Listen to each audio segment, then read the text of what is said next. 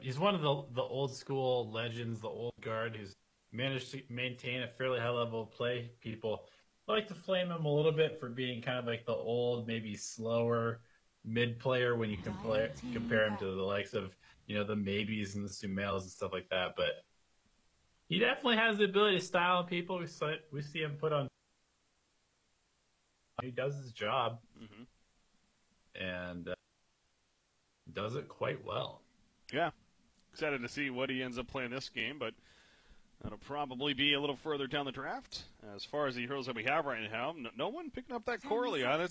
It seems like it's been a theme of a lot of the drafts in this patch, especially. We'll usually see it from Terrorblade to Phantom Assassin to whatever core, and not the case though. Lich Tusk and then Grimstroke Sand King on the other side. So both teams going more support heavy, and you do see, speaking of that, Terrorblade and Phantom Assassin are part of the ban so far. In fact, OD ban there. Probably. Yeah, it is interesting. We have seen a carry, it seems like, picked up first phase in nearly every game, but I guess with PA and Terrorblade off the board, teams feel a little bit less pressure to pick that early, feeling like those two are really the premium position ones, and then if they're not available, you have a little bit more time to kind of think about it and build your lineup around something else. So you see the anti-mage ban coming out as well. Wouldn't be surprised if, what else is on there right now? Faceless Void has been popped. The hell did they, no, Team Roots ban, I was going to say, did they ban Sven? But not going to be the case here, I'm sure. Sven seems like, he almost seems like it's going to be like a gyrocopter, where he probably will need an IO with him.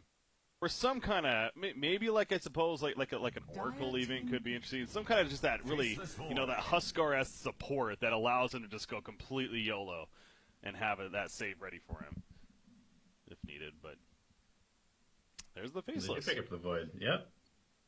All right. Seems like a popular carry right now too. It's kind of that next tier, if anything. The PA and the Terrorblade being on top. 10 seconds remaining. Yeah. And it's just a hero. You can kind of just pick it up wherever and countered, but at the same time, it'll still counter most other heroes just because of the power of Chronosphere. Radiant team pick. Medusa.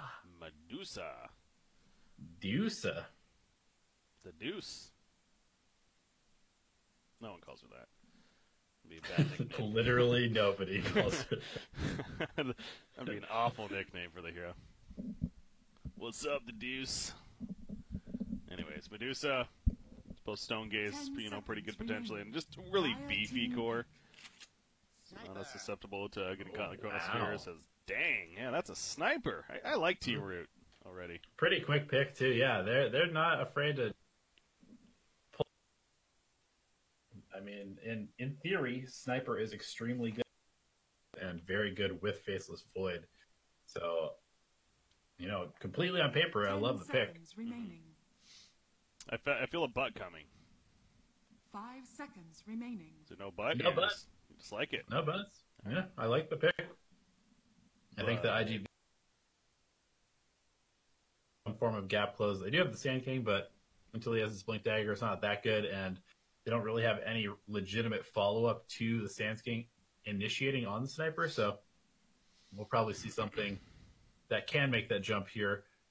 Although what that will be still remains to be seen. Earth Spirit's good at that. Thinking of a position 4 hero, that would make sense. So, Earth Spirit comes to mind. Let's pull up the hero tab. Let's see. I would actually love to see them pick up like a Chaos Knight or something like that. So they already have the Medusa, who's one of the main counters to CK, and CK is pretty beastly against all the heroes on Team Root. Yeah. And we haven't seen the CK yet, from a caster's perspective, so. Ooh, to go Brew. So definitely a Blink Dagger candidate, but I wonder if that means it's going to be, obviously Sand King and Brewmaster can interchange, really, on who's what. Yeah, we have seen a lot of 5 Brew, so it's also possible. Brewmaster is a pretty good option against the Sniper. You just split and then you just run at him, and he has to itemize either for a quick BKB or just run away and 5 not do very much damage during the fights. I was going to say maybe something like a Slark as well, but Slark not the greatest against Void. Dire team ban. Yeah, I suppose is there really a core that's like great against Void? Maybe again, not bad.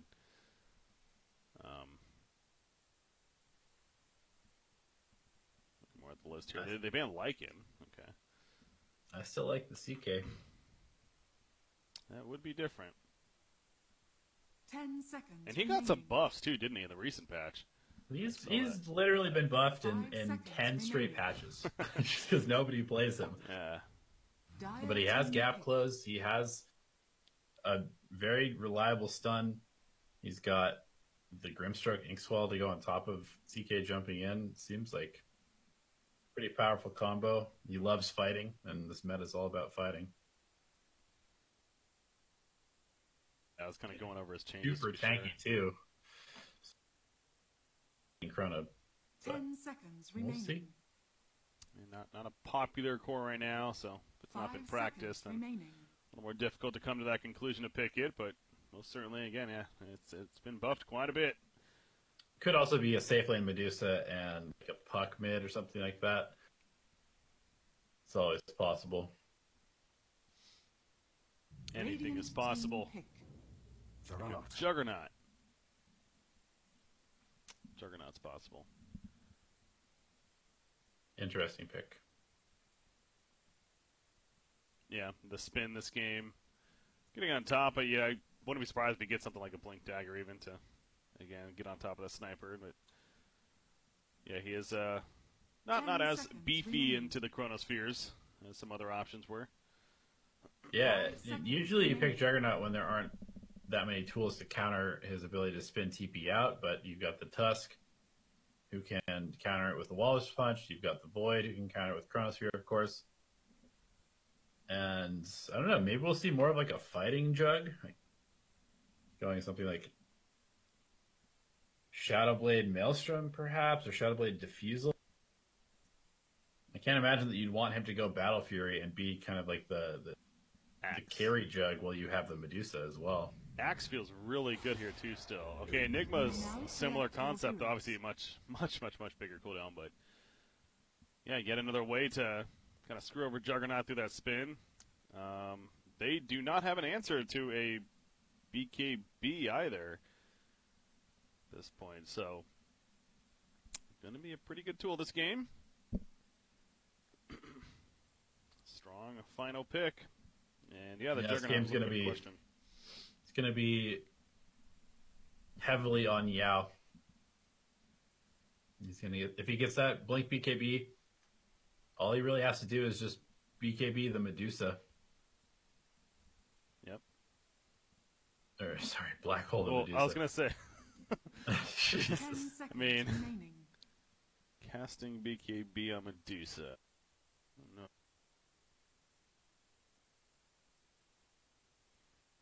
Oh, that. So yeah, that's actually the one ability. That's what you're saying. Okay, I did forget about that. So Stone Gaze would still stun him even with the BKB, but if he catches Medusa, before then different story. Yeah, Medusa will be a heavy portion of damage as well. Yeah. But yeah, Chrono, Black Hole, pretty good combo in itself.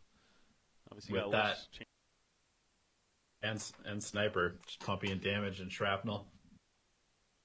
Yeah, getting on top of neither one of the cores are really the great cores for getting on top of the sniper. Again, they have some answers with the supports, but that is a little concerning itself. And I really do like how Root has built this lineup because obviously you do have the Sniper who,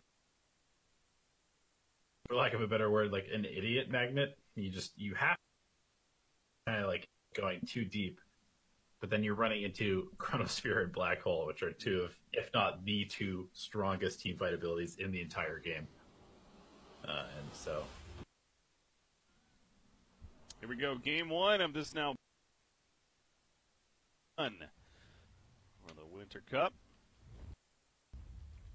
Smoke off the bat Prepare from for battle. IG Vitality as they start moving out, and Good to see this new take aim. Or no, it's the headshot. No, Oh take aim. Take aim. God. What's Look at this Tusk. He's on fire. Crap, he's literally on fire. How is that even possible? What is A song of ice and fire. Dear God. The Chinese Dota scene, when it comes to cosmetics, they just really interesting things. And you know Trail that it's like thousands of dollars, too. Yeah, trail of burning doom on the Ice Rack's fist. The ethereal gem. Is that what it is? Yeah. It's That's just cool. I mean, it's so cool, but at the same time, yeah, it doesn't make any sense. Dude's based around Frost, and 30 seconds. it's just on to fire, battle. burning everything. Looks weird. It looks. I don't know if I like it, actually. It looks weird. Anyways, what was I saying? Oh, yeah, we get to see snipers doubling the range, and good for, like, taking off salves or whatever there. Yeah, seems a little gimmicky to me, but I suppose it's probably good for just those finishing off those last kills. Sniping a clarity here and there. The battle Battle for the runes.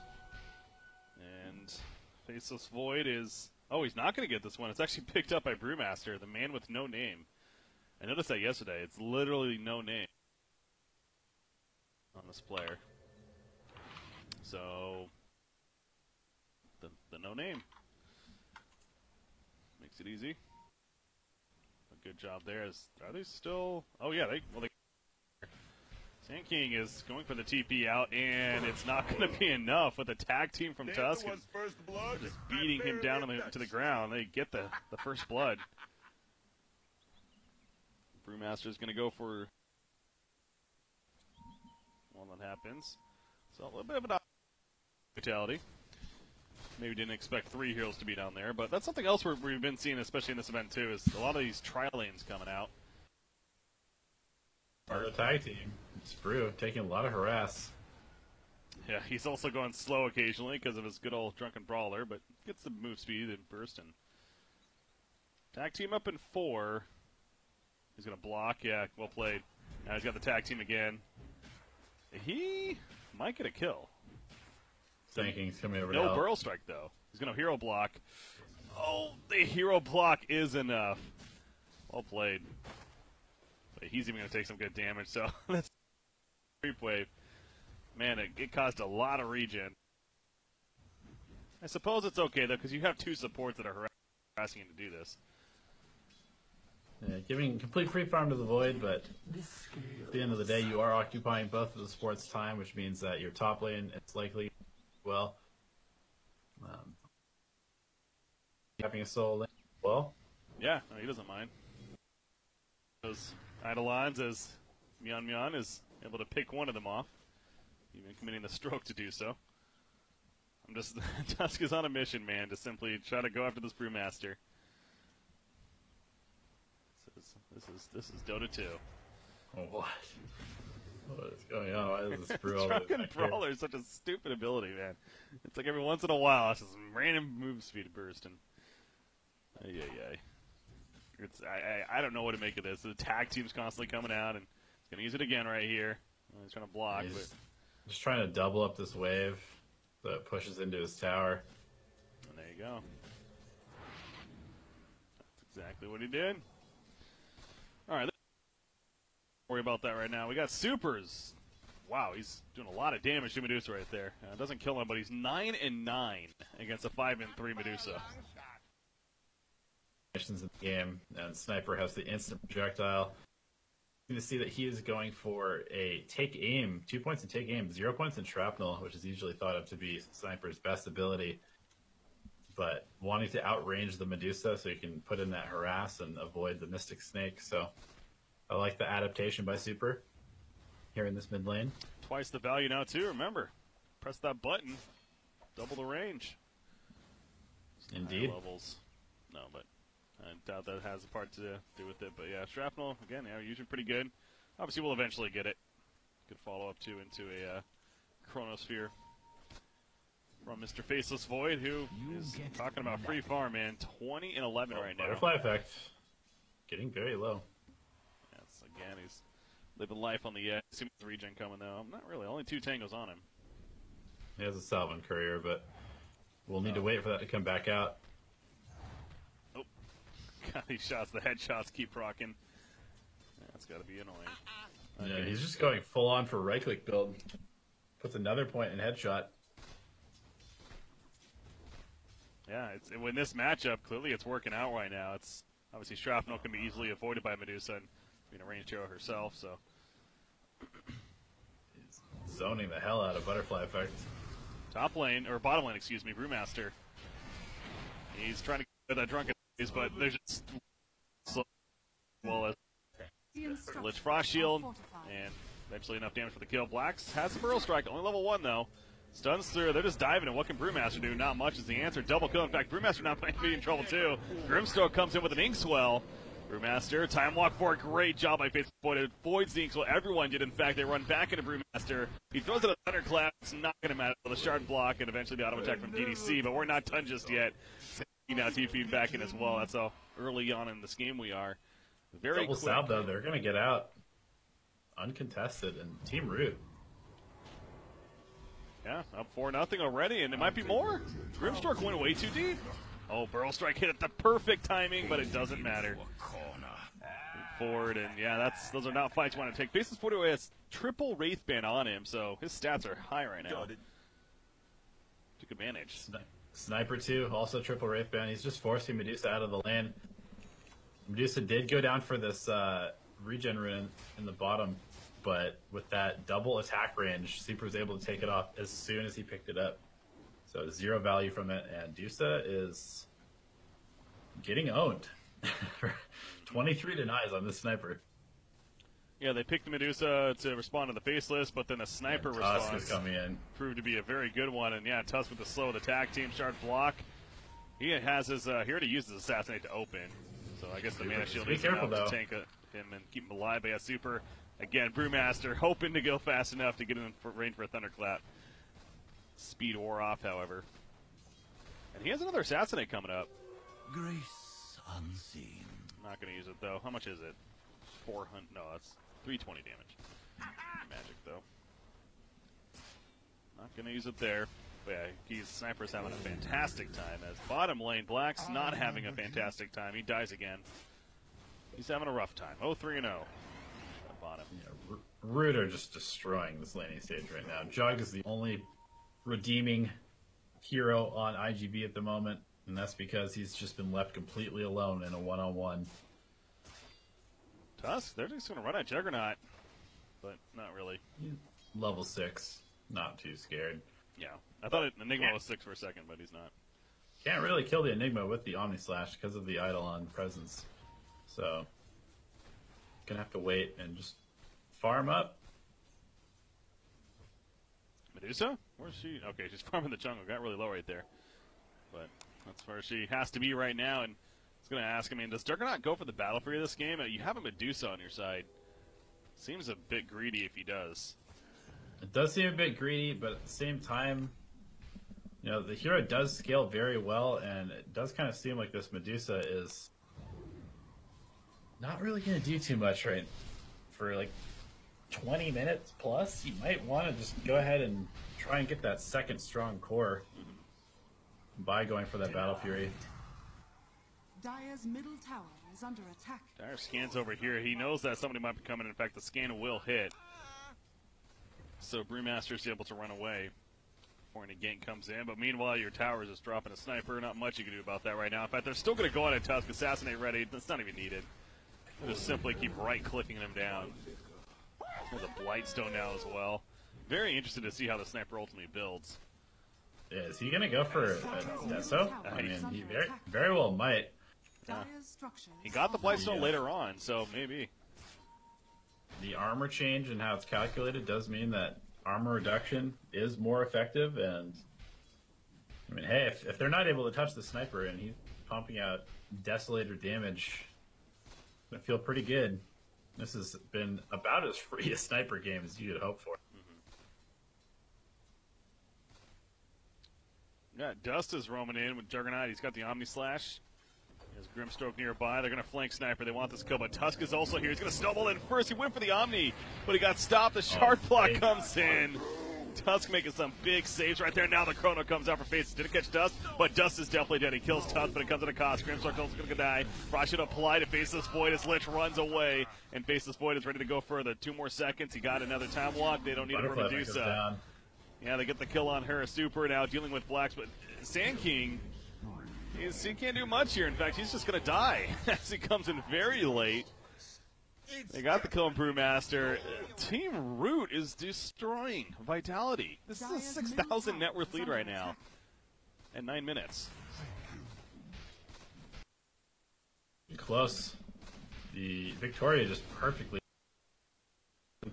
completely bailed the Sniper out, and the Chrono, I mean, it only hit one hero, but it also zoned out the rest of IG Vitality, completely cutting them off and reinforcing the Juggernaut, which made him an easy pick-off for Super's Sniper. And this one, this might be over pretty quickly. Yeah, if they cannot slow this down somehow, I 100% agree that this is setting up to be quite a stomp for Team Root. So, IG Vitality having to calm it down. 10-minute bounty runes. They're trying to get this one at the top. Dust will get it, and now Tusk. But again, everyone's here. They got a black hole ready. King Swallow applied to Brewmaster. They wanted Juggernaut, but he did a smart thing of going the other way and running away. They catch up to Brew, though, and now they're going to run after the Grimstar. Great gaze to bring him back in. They don't get the Juggernaut, but they get both supports. 14-1. Yeah. Did not expect what happened this. to IGV? They looked like the Christmas yesterday, but clearly they need, I don't know, their coffee before playing this game. Yeah, they need something, because I guess Team Root, they are coming in with a bit of momentum. You know, they didn't just play a series, but that's always been a debate, right? It's like, is that good or is that bad? They had to play right after into another series, so either way. Point is, they're looking very good right now. That wasn't even a Chrono. I expected it to be a Chrono use down here, but no. They just got the kill on Sand King with that one. So Sentry maybe. Bashes. Bash proc sure came into play. Enigma with the helm of the Dominator, by the way. Yep. This is a pretty standard build these days. You just kind of go for this heavy push Enigma and force them to fight into you because you have the threat of the black hole. Eventually going in for the dagger and BKB and everything, but the helm just allows your Eidolons to do so much more work in addition to grabbing a second catapult. Sniper has his madness finish now. And Faceless Void, I'm guessing. Oh, he's going Battle Fury, actually. Okay. I guess why not? He's still top net worth without a Battle Fury finished. It's a good sign. Team Root, that is. He also still has a Chrono if he wants to use it here to kill the Sand King, but not worth it. Yeah, this is N that we're talking about. I'm surprised he didn't just go ahead. Yeah. Just YOLO for it. Play a little more reserve this time around. The IO backing him up.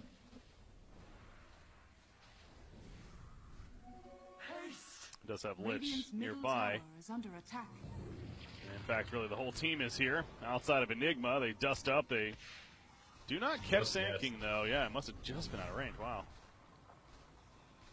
But they got Sniper, and he's pretty good at sieging towers. Considering he out. Max shot. Very interesting. It's only the damage, isn't it? Outside of like a 2K pub, Yeah. to be honest. Like teaching people how to play Sniper, you're like, yeah, if you ever go more than 1 point, you're doing it wrong. Super like, hold my beer. Not Chronosphere. Catches both. Here comes the Sniper follow-up.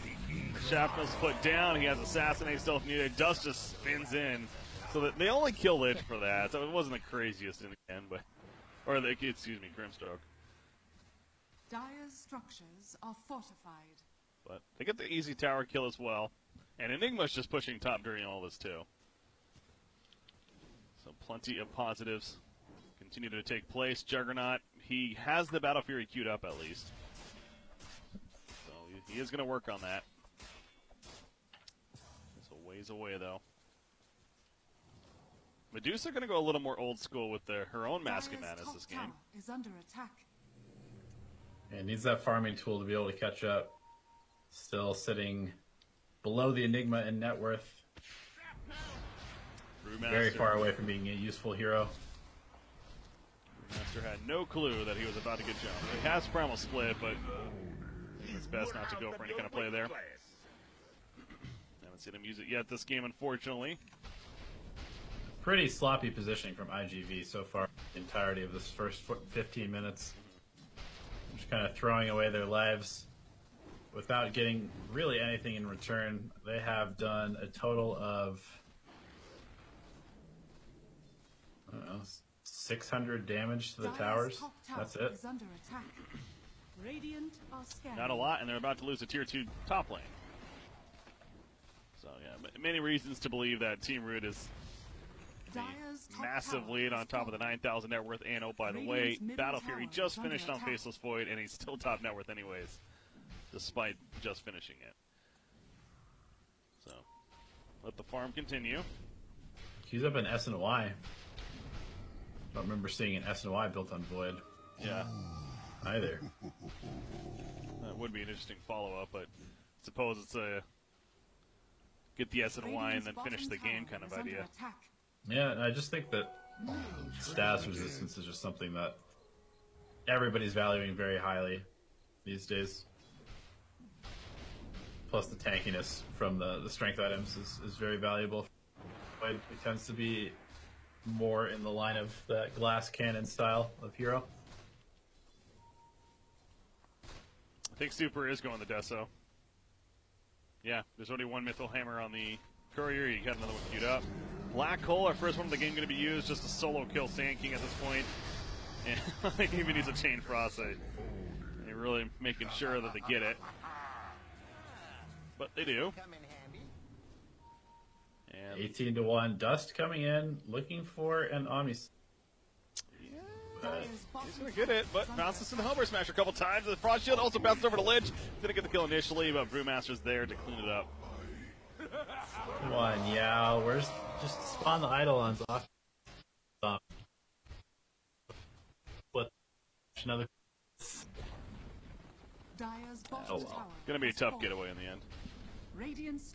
But again, space created of sorts as they just push the tier 2 bottom tower during that. So that's 5 tower kills now as well for Team Root. And only just over 16 minutes into the game at this point. Double damage rune over here that they can also pick up. They happen to see it. Super's in full ho-ho ha-ha mode. Picks up that Desolator. He's doing a ton of damage now. Yeah. That's ridiculous. Especially with the Chronosphere from Faceless Void. Whoever gets caught in that is just going to melt, and we could be seeing that soon.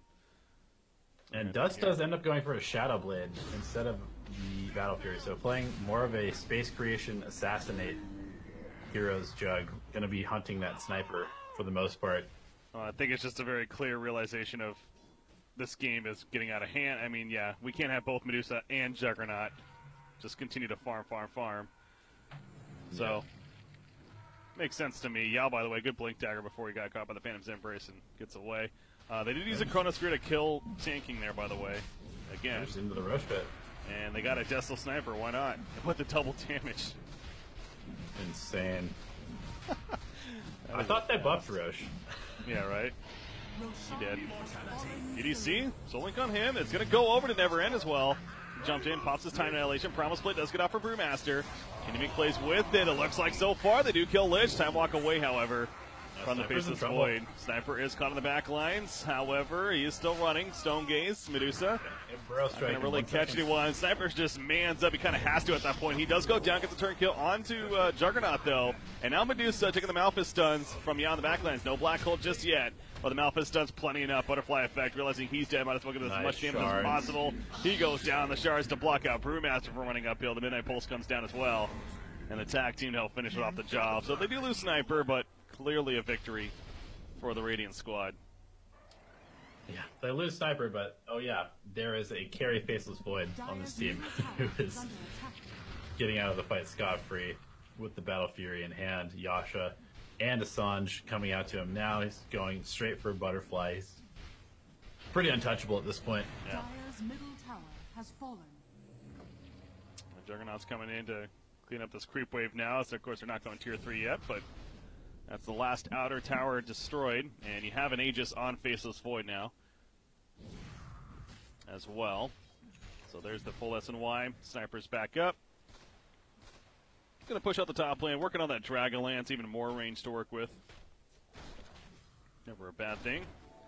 Yeah, wants the repositioning tool of the Hurricane Bite. True. So important to be able to get yourself out of danger on this hero. Oh, was that a... That wasn't a Chrono, no. They just found Grimstroke. Super might find Sand King. He does. And Never End's about to find Medusa. She's going to go ahead and drop the Chrono, I imagine. Over here, a Stone Gaze. Oh, I think he was about to. Gets stoned up.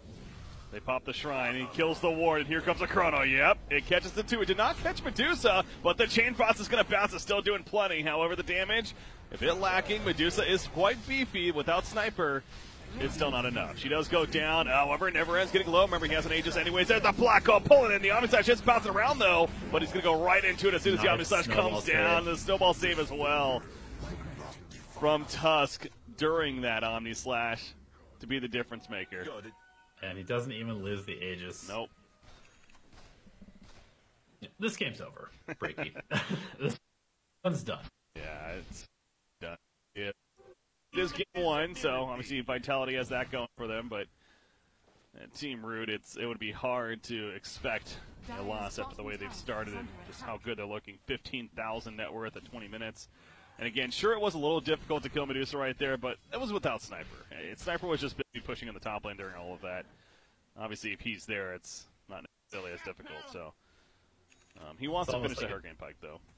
Almost a BM Chronosphere. Chrono's the teammate, so he can hit Medusa.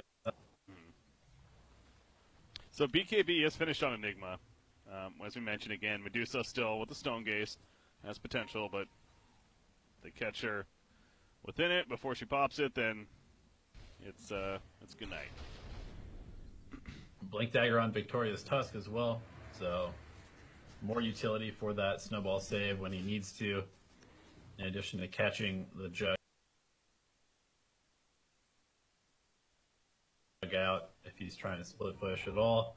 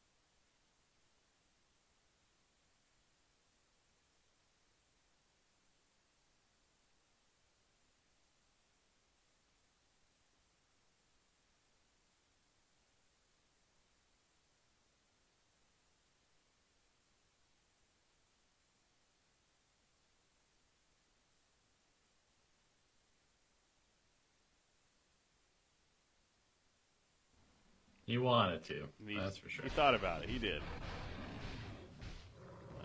There's some ancients in the meantime, so the Aegis is going to be reclaimed.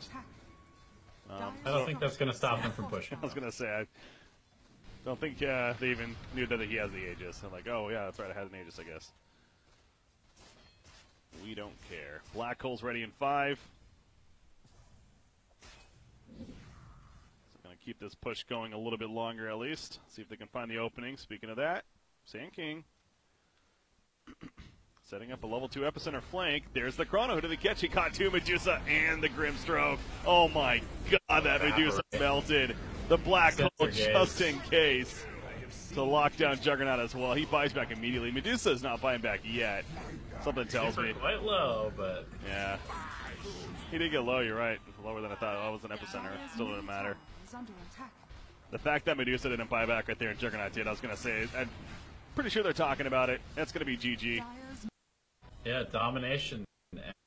I mean, like we said at the beginning, sometimes Super gets a little crap for being one of the older mid players, but did not matter. This crushed the mid lane, and it was over from there. 12-0-2 Faceless Void. Obviously a stat line that really stands out, but no doubt the team effort is the biggest part of this, though. Across the board, everything went just so well for this team, and nothing went right for IG Vitality. So, again, you would like to think that was a bit of a fluke, but also Team Root, they look scary going into now what's going to be game number 2, as they are up 1-0 here in this best of 3. So yeah, absolutely. I mean, IGV, it's they looked very good yesterday, but we also have to remember that a lot of these guys are sort of young, up-and-coming players, whereas Team Root is just straight veteran talent. Mm-hmm. Using that to their full advantage as well. So that's going to do it for Game 1. Game number 2 going to be coming up shortly here. Again, you're tuning in to the China Dota 2 Winter Cup on Breaking CBK, joined by Elevated. Will they be moving, or will IG Vitality come back and force a Game 3? We're going to find out next. We'll be right back.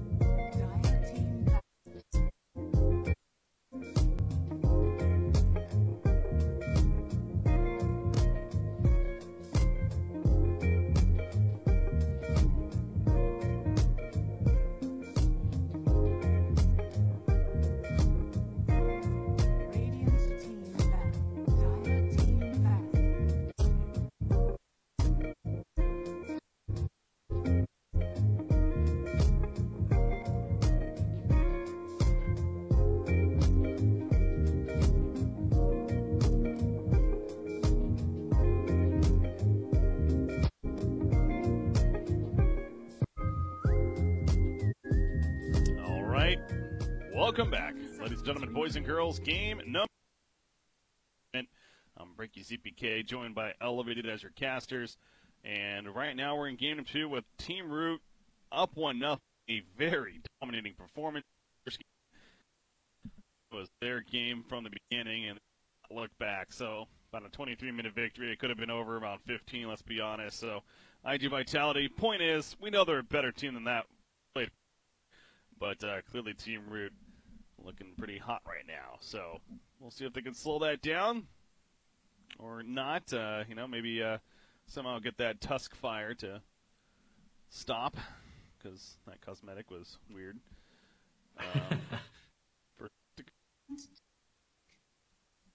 Weird or amazing? It's weird to me. I don't know, any cosmetic like that are like changed. Rubik one that's like. It's FY. Is it FY is Rubik? It's like the shifting. Yeah. It's like green all over the place. Yeah. It's so distracting almost. It's almost like it's a benefit to have because it is distracting. I imagine. 5 seconds. Pay to win, baby. Dota 2. That's what everyone calls it. Grimstroke. We're going to see that. Artifact MOBA, as most people refer to Dota as. Yeah, let's stay away from that. Grimstroke.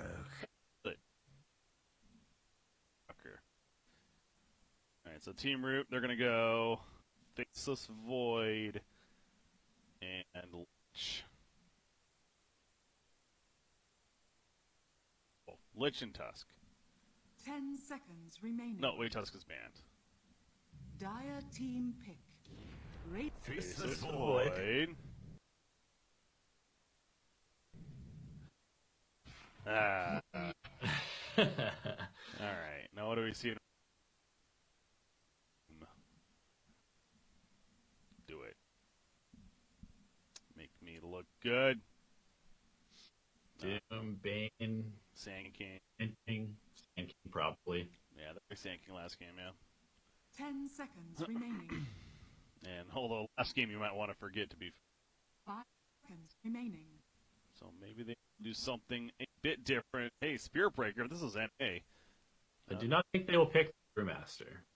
No, probably not. At least. Team banned. I was obviously thinking Terrorblade too, because, again, with the response, but before it gets banned out. So, they do pick up Terrorblade instead. And now into bans. But Terrorblade yet again, going to be seen. So, Root. Remaining. See how they respond to that. Of course, heroes like Pugna come to mind now, and 5 we saw the seconds Skywrath remaining. in the previous series. Those are different. It's another one that definitely provides plenty of magic Dire burst. team banned. Rider, interesting.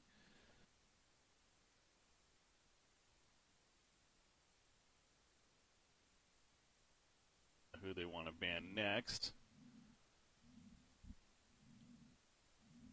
So this is our first playoff series, guys, as a reminder. We got another one after this. In fact, got the fancy graphic for you. Might as well show. 10 Mr. seconds Game Boy remaining. versus C-Deck. Again, we just saw C-Deck earlier today. Not a newbie 5 officially and seconds remaining. advance on to the playoffs.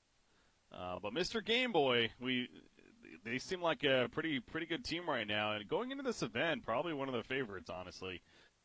They look at that region I was mentioning. Got a very good roster throughout them, too. No fun series to follow. That'll be right Dire after. team pick.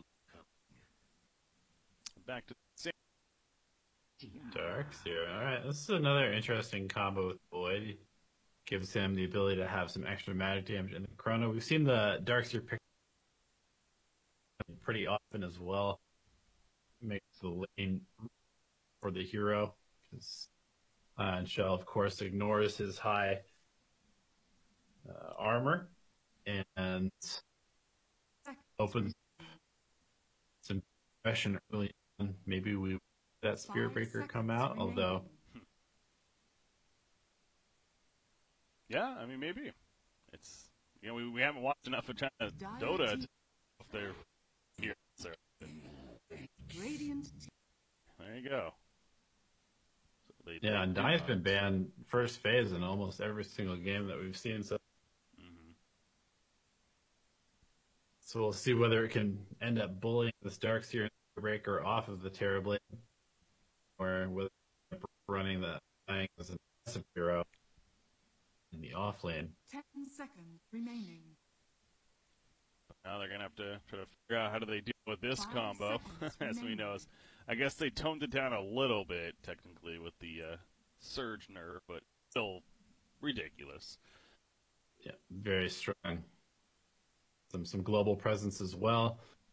It's going to mean that G Vitality is going to have to scramble from lane to lane to address the Spear Breaker charge and creating misses, but Tidehunter is fairly okay being left alone Radiant team as they deal with the Spear Breaker, and Ravage basically takes up the entire screen. He is a good reaction, yeah. It's a good counterplay. That's what I think they're ultimately going with that Tidehunter pick to the Chronospheres. 10 seconds. Smart choice for that, but it's a very slow lineup. Standing up, you have a dying supporting cast. A hunter who's not really looking to roam around as an offlaner early. You have a Terrorblade, of course, that's going to sit on the jungle and farm. The pace of this game is going to be very slow right now. Essentially, no animation. Leshrac. Butterfly Effect did play this hero in their first series, which we did not cast, but that would have been Cedric, I believe. 10 seconds remaining. Yeah, because yes, we played King Game Luminous, which we 5 casted. Yeah. seconds remaining. Yeah, and they ran a Leshrac Tidehunter in that game as well. But there's really no setup for this Leshrac stun, so it's not going to be easy. Oh, they got a Ravage. Yes. Go now, Leshrac. Definitely want to be setting up these split earth with sure.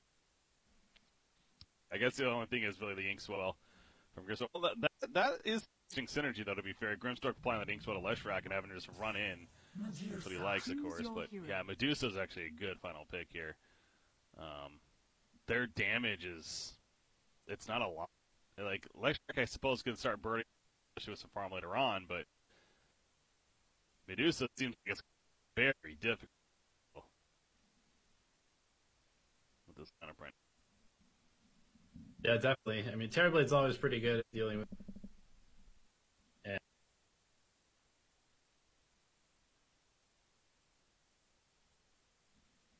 seems like Root should be able to move fairly freely in these fights, and I have to give the advantage to Team Root. I think that they just have a lot more synergy in their lineup. The Lich plus the Chronosphere. They have the Darkseer with the Spear Breaker and Darkseer with the Void as well. And then they just have this insurance policy in the Medusa, which deals quite well with the Terrorblade. Everybody else.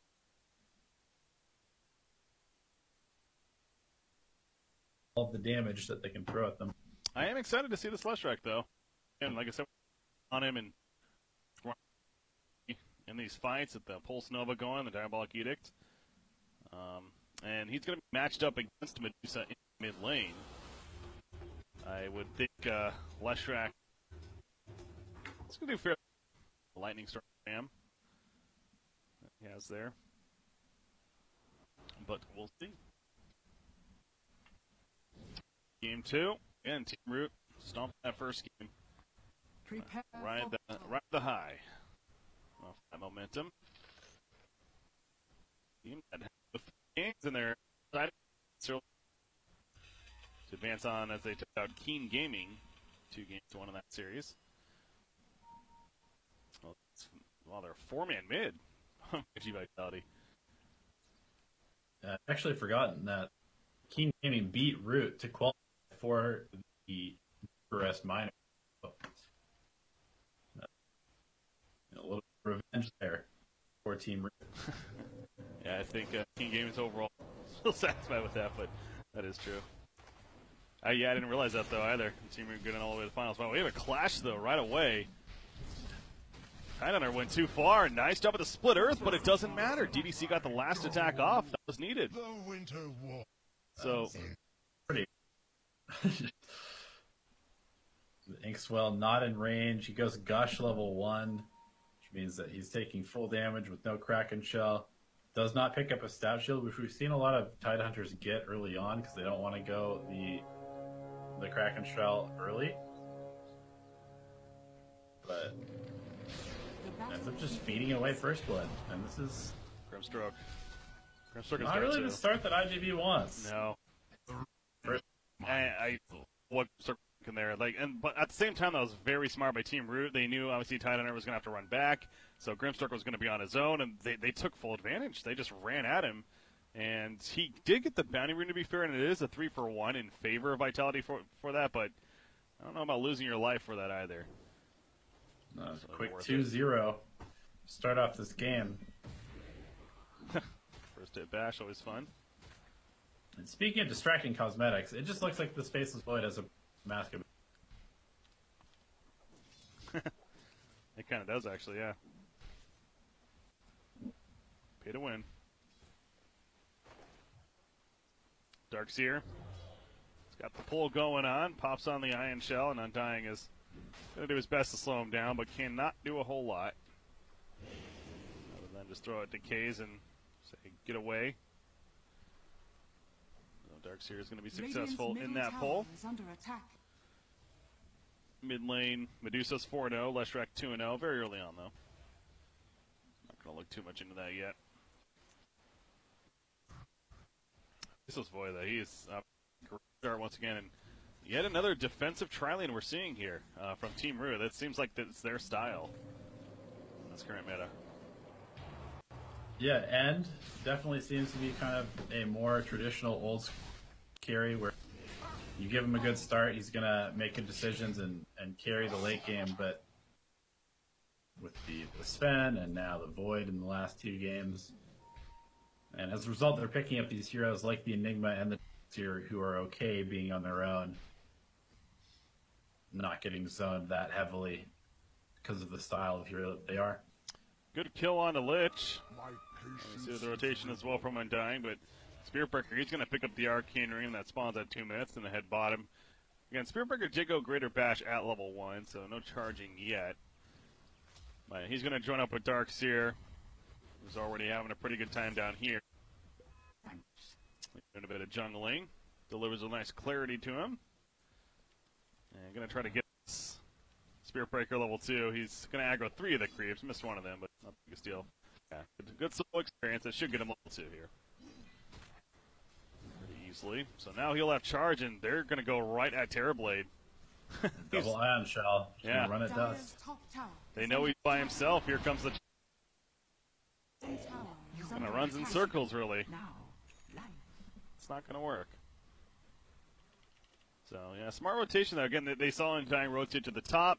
Thus, they kill Lich, and Spearbreaker... All right, we'll go kill you, Terrorblade. I don't think that's a very fair trade. No. Radiant's middle tower is under attack. Team Root is very pleased with that. Lich, he's of course having a difficult time dealing with now these 2 supports up here, but overall, as long as he stays alive, that's all. As I say that, they're going to run at him with the Inkswell, and Frost Shield with the stick. It is going to keep him alive, and now never end. He's not going to go, but enough of a presence to scare them back. Spearbreaker charging mid. Butterfly effect is quite low. Ion Shell. Shell. Oh, he gets it too. First hit bash. Is under attack. 100%. Everything just going the way of Team Root. It's already a similar start to last game. When you look at them, I mean, look at this Darkseer. He's 1 versus nobody. They're just going to give Darkseer. Terrorblade jungling 3 minutes into the game. This is already getting pretty ugly. Does IG Vitality, like, why don't they do a defensive tri-lane? or send Terrorblade to the top lane, send Tidehunter down here. I feel like they could be doing better exchanges than this. Yeah, I'm not entirely sure. I don't really feel like Tidehunter needs to lane against the Faithless Void and Lich. At least he shouldn't, in theory. But they are dedicating a lot of resources to making sure he has a good start. And as a result, this Terrorblade, I mean, I guess Terrorblade is one of those heroes where you can kind of just leave him alone because he can always just jungle with the Conjure Image, but I don't really think that you're happy letting the Spirit Breaker just run over the rest of your team.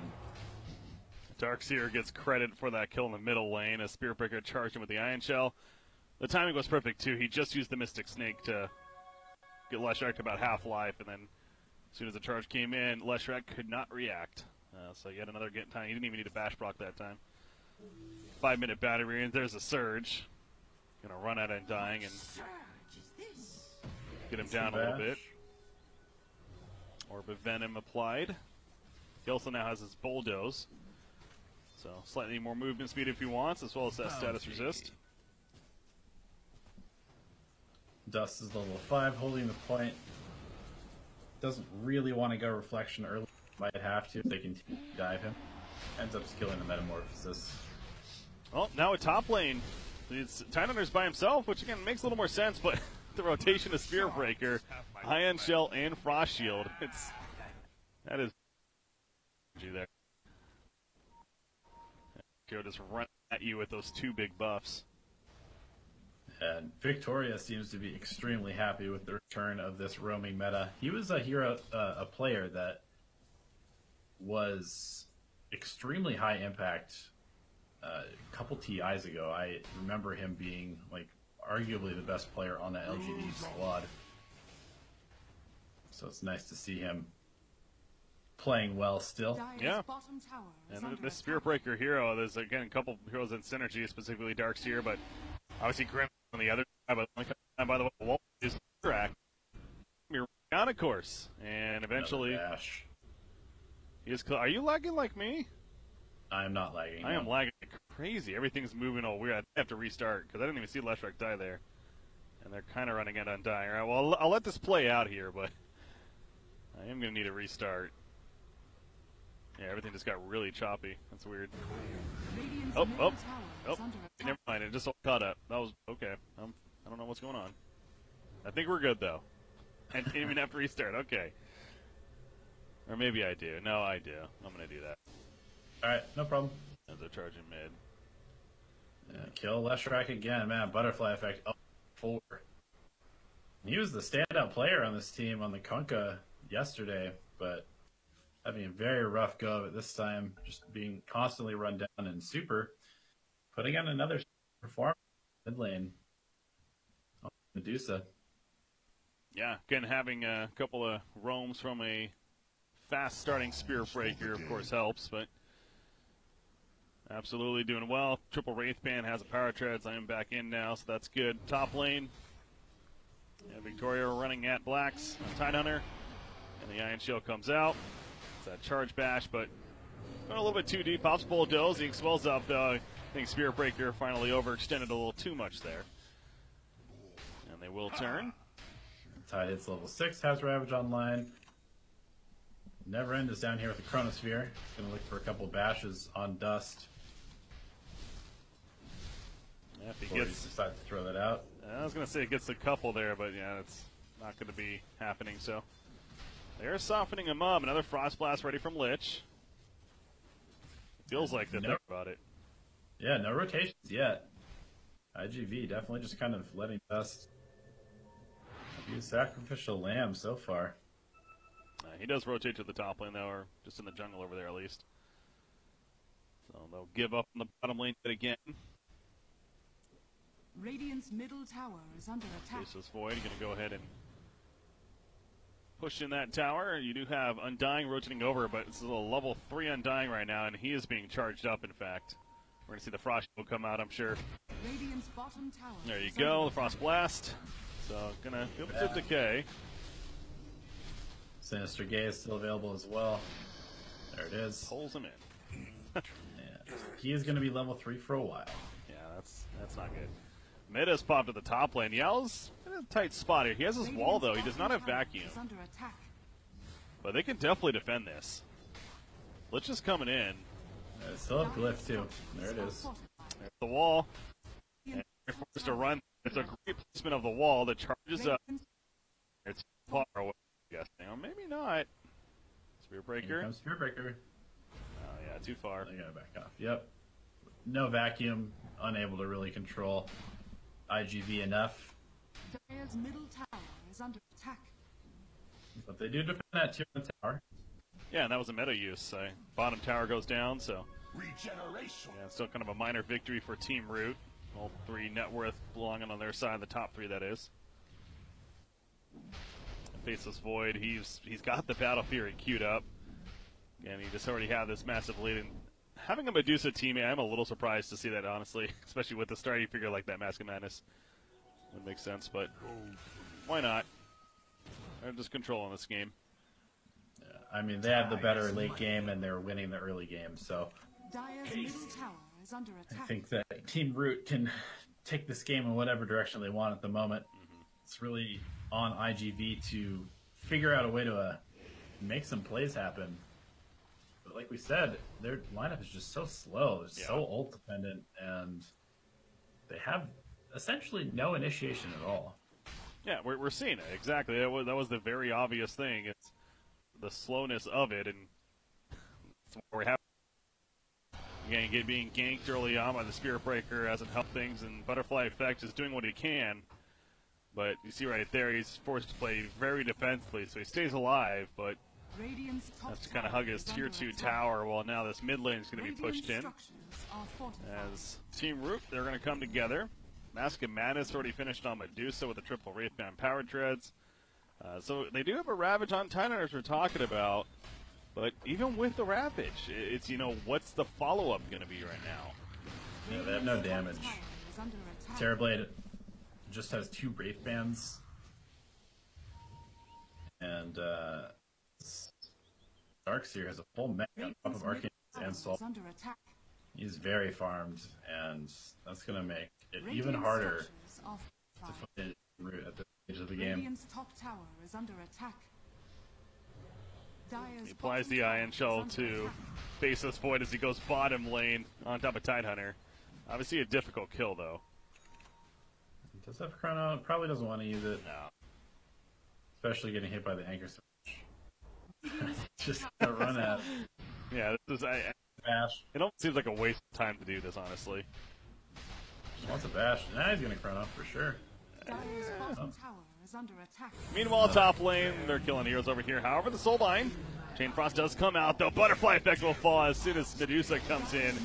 There's the Ravage. It will come into play for now. Spearbreaker, although he's going to charge out and he'll stay alive. The auto attack is not enough. The Stone Gaze from Super, just in case, too, as allows his team to run away. So Spearbreaker even living there, despite the Ravage. And he's farming mid now, so yeah, Faceless Void obviously just continues to push out the bottom lane during all of that. I'm amazed at how one-sided this series has been so far. Yeah. 7K net worth lead at 12 minutes, and it really just does not feel like IGV have any tools to turn this game around. Yeah. Barring any major mistakes by Team Root, and Team Root's playing a nice, clean game, aside from maybe a little bit of over-aggression here and there, but it's to be expected when they have an aggressive lineup and are extremely far ahead. Dire's middle tower is under attack. Yeah, Group B seems like it was a pretty difficult group looking back now, because obviously you have Mr. Game Boy, the team that would be Team Root and King Gaming. You're just mentioning King Gaming qualified for the minor recently, defeating Team Root finals. So a difficult one there. You had Newbie Young to top it all off, but only 2 of those teams advancing on, and Team Root and Mr. Game Boy are the ones doing so. But I think we're seeing more of that example here. Yeah, Group B was pretty difficult, and Team Root on the verge of going 2-0 over IG Vitality. Unless, again, it goes back to can they somehow slow this down. It just doesn't seem like they have the tools to do so. It's Undying just dies because what else are they going to do about it? Getting charged at yet again from Spearbreaker, who has triple Bracer, by the way, already, as far as his build. Radiant's 1500 bottom tower HP is on under this, attack. 1600 HP on this breaker. Yeah. And again, the Leshrac, what is he going to accomplish here? He still needs a lot of farm before he's going to be any bit scary. And even when he does get that farm, it's like he just gets chronosphered, and then what does he do? It's a hero that wants to just be running you over. You know, Bloodstone, BKB, Shiva's Guard, but he is going for that Yules just for the setup and Radiant's bottom hoping tower that this is game's under going to attack. last another 25 minutes, I feel like.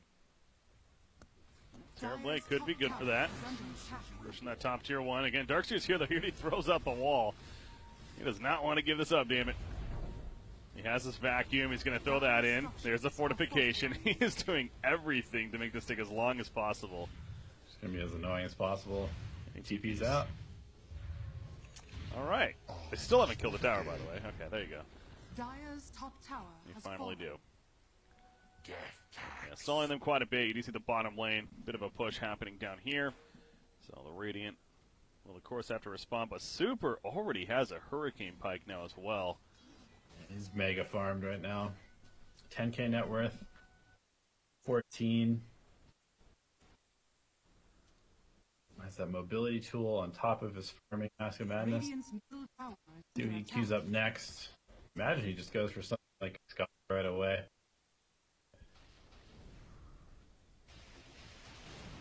Yeah, at this point, I think that makes a lot of sense. Thinking about setting up middle lane on a Leshrac, but it's not going to push out too far. And Dying's going to go on a mission. Basically play a mobile ward. No. Chronosphere is ready. Faceless Void in the area. Although he's still... Battlefury is being delivered. So he's going to have that now. There you go. And Medusa decides she's tired of waiting.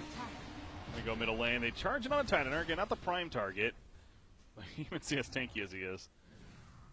Already at half-life. This scene. But Titanour didn't go initiation either. Right now he's pretty bulky. Hooded Defiance, Vlad's. So great for team fighting, but when it comes to jumping, they really don't have it on the screen side. It's all about reacting. They really just need to try and hold their high ground. I feel like that's their only option is to force Team Root to fight into them. That's when the things like the Tombstone and the Blink Daggerless Tidehunter can actually have some effect. Reflection as well, and underfarm Leshrac. They really just want Dyer's middle tower is under as attack. big of a positional advantage as possible. The high ground, the choke of the ground push. Other than that, their options seem pretty limited at the moment. Tidehunter, uh-oh. I see him here. I don't know if they actually saw him. I believe they did. You know, they're picking out the area, but one lap on, so it could engage into them trying to take the fight, but then we'll just time walk away. Radiant's Lich middle survives, tower and is under attack. they're just going to reset now. Let the Tombstone wear off. Regeneration. Possibly look for a chance themselves to open. Or not. Again, they don't need to. I think that's a lot of what we're seeing right now from Team Root especially is, I mean, they don't need to force anything. Yeah, their late game's better. Just plain and simple. They have a Medusa and a Faceless Void with a... Yeah. Dyer are scanning. That's where Roshan could come into play. If this Terrorblade was like way ahead and Leshrac was... I mean, Leshrac is lower than the Radiant Tidehunter are scanning. in net worth. Terrorblade, they get the charge. They got a chrono. There's a TP coming in. He might chrono for that. Yep. Good. Great That's on the chrono. Tidehunter. So no Ravage. A Soulbind's in, but really doesn't matter. Probably not. That Frost Blast is still, or the Chain Frost is still bouncing around. The Ravage finally comes out, but obviously it was way too late at that point. And that was a This is an buyback. elimination game, but I actually would see them call GG in the next like 5 minutes. They have to feel it. Obviously, as a player, you don't have the same information we do, but I'm sure they feel how behind they are right now in this game and how it's going. Because, yeah, That's that was a great Terrorblade, or that was a great Chronosphere on the Terrorblade, as more so the Tidehunter. Here's the Surge, Spirit Breaker, charging in. Radiant's middle tower has fallen. That's pretty. Will be fun, but very minor in this big picture. 11,000 net worth lead, and Medusa 13K herself as far as overall net worth, and yeah, Terrorblade with 8,600. So in comparison, that is a massive lead. The Eye of Scotty queued up, so as it kind of expected. I just planning to get that, and of course level 20 for Medusa, very important too. That's where she really starts to spike, that 700 mana talent. So you thought she was difficult to kill. That's that much harder. Picks up a double damage, and there's a smoke by IG. No Ravage. Oh, it pops. Pops on the Lich. Yeah, popped. And Root is kind of running at them. Still have Stone Gaze. They have the double damage Medusa. They're just going to go rush. Yeah. Check it out at least. No, that's no Chronosphere for a little bit longer. But there's that, but yeah, it seems like an odd time because, again, Tidehunter doesn't have his Ravage. And without that, there really is no threat of a team fight from IG Vitality. Wow, they just killed a Grimstruck uncontested on the enemy shrine. 17-2. It just stomps like in the first game of the series. It's like, okay, you know, outdraft team comes back and may even win the next game, or it makes it much closer. But this whole thing is just so one-sided when we really didn't expect it. Yeah, this is one of the most one-sided series I've ever seen, actually, in the professional scene. No, to be fair, again, it goes back to you are dealing with very experienced players on Team Root's side, and IG Vitality, we don't really know a lot about these guys. We happened to see them yesterday, and they look decent, and they are the first seed out of Group A, technically, but, they beat Newbie and CDAC, right? Newbie, we've talked about their struggles. CDAC, they look good, but a one-game series as well, so take that how you will. Point is, I think it's fair to say that Team Root was definitely the favorite going in the series, but yeah, again, would not have called this to be this one-sided. It is. It's turning out that way, and we're not done yet, but again, it's very likely going to be a 2-0 at this point for Team Root. Yeah. IGV's drafts have both looked a little bit kind of suspect in terms of their overall picture, I guess, overall synergy. And really, it's kind of come down to the laning stage too, right? Like both games, it's just been absolute domination in the mid lane by Super, and kind of, as we mentioned, a bizarre way of laning where they just left the Terrorblade alone to try and help the Tidehunter, because the Tide got owned, and then Terrorblade got owned as a result, and then they went back to the bottom, and Tidehunter got owned again. It's like, seemed to be one step behind as far as their rotations as well. Oh, easy Roshan kill. Super picks up that Aegis. I'm almost surprised they gave it to Super. With an Eye of Scotty now, it's like, is he really dying? Probably not. But just in case, I suppose. He's the tower sieger, so yeah, true. Might as well just try and make them go on him. Let the Void counter initiate. Radiant's middle tower is under attack. Full BKB picked up by End, going for a butterfly of his own next. Or BKB.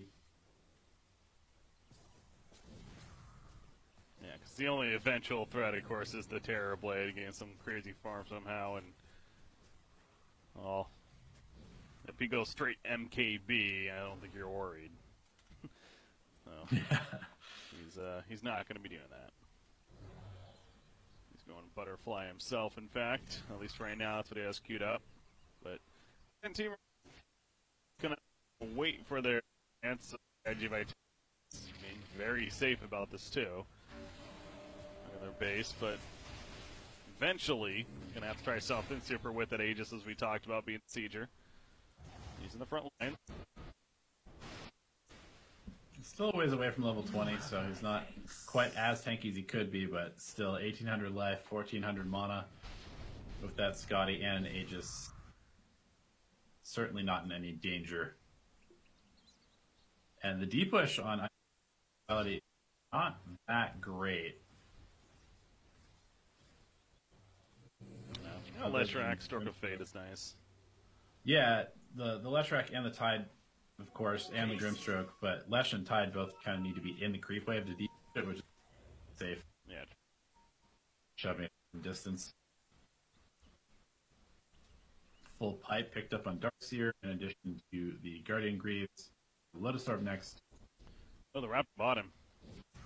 Smoke play. They can catch Faceless. It's going to pop, but he's on the...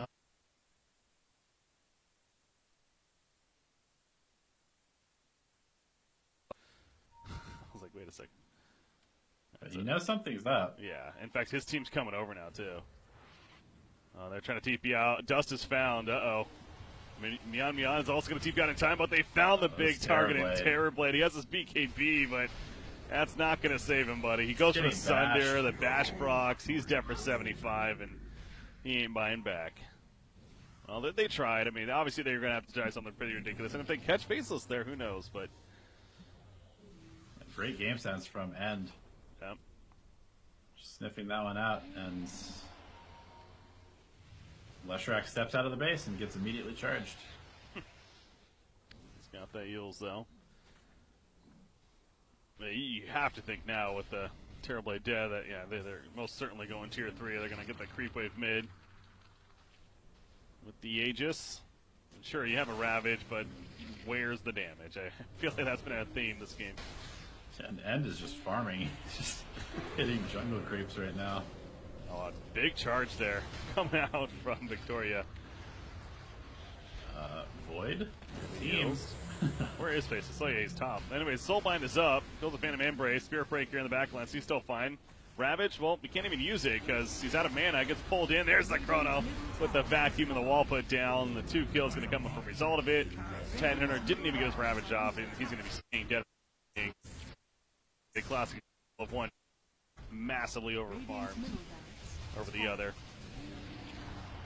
That's a surge run in. Another strike. Nope. Just going to cancel it. So they get the mid-racks. Yeah, Sunder still. He gets it off, but I don't even think that matters. It doesn't. Super doesn't care. Midis killing everybody. That's it. And killing everybody. Triple kill. No name calls GG. All right, it's official. 24-2. Yeah, it's Team Root. They came to play. And good lord. Dear God, they stomped IG Vitality. So IG Vitality, hopefully a learning experience of some sort, I suppose. But Team Root going to the finals. Dominating fashion here for the Dota 2 China Region Winter Cup. Congratulations to them. They'll play. Well deserved. They'll play best of 5 tomorrow. So that's exciting to know. Obviously, they feel like it's a fun team to watch. So. Already setting up pretty nicely, and going to find out who their opponents will be, of course, in the following series. So yeah, definitely a team to look out for, I think, as the season progresses. They seem to have a pretty good grasp on this patch. Obviously, lots of experience.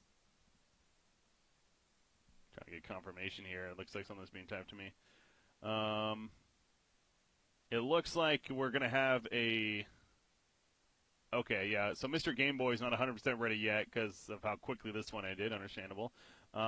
It's going to be about a 30-minute break, but then we should be kicking off our final series of the night here. So that's, of course, going to be between Mr. Game Boy and CDEC. Again, about a 30-minute break. So 30 minutes. Let me just confirm, actually. But that'll be our final series. Again, the other semifinals here for this Winter Cup. And so we'll be going on a break in the meantime.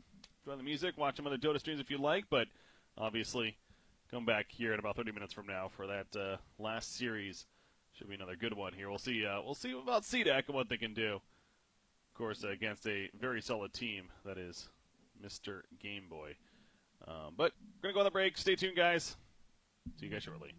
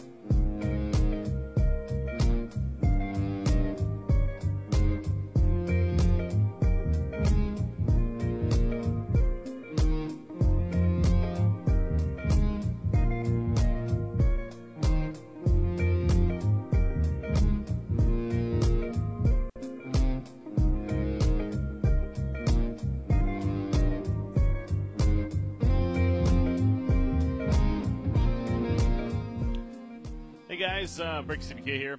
So obviously, for those that are tuning in still, unfortunately, as you may notice, we have not started yet. It does look like Mr. Game Boy, unfortunately, was not ready. The previous series did end pretty quickly, a lot quicker than expected.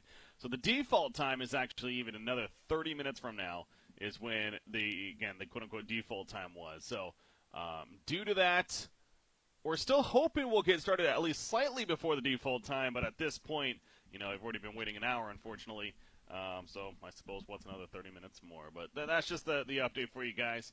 Again, trust me, I'm just as antsy as you. I would love to have gotten this started by now.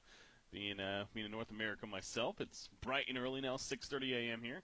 But I'm sure it'll be a good series in the end, so we're going to have to wait a little bit longer before we get this going. But it's definitely still on and everything. It's just a matter of, again, getting closer to the actual default time that it was set to take place. So sit tight, guys. Hopefully should have a match for you soon, a Mr. Game Boy versus C-Deck Best of 3 series.